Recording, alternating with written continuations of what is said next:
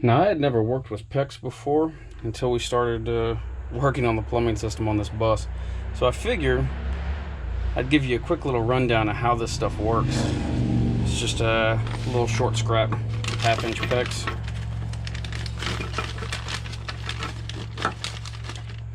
The 1/2-inch barb fittings.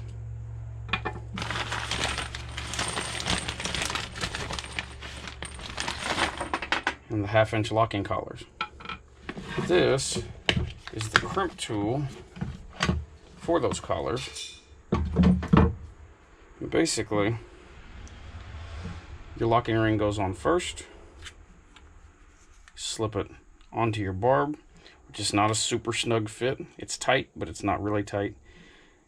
Your locking ring slips up to the end. And then you compress that locking ring.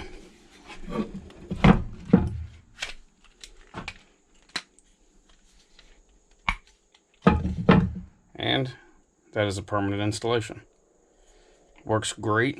We haven't had any leaks out of any of the fittings we've installed using these tools. It even comes with a little no-go gauge. What that means is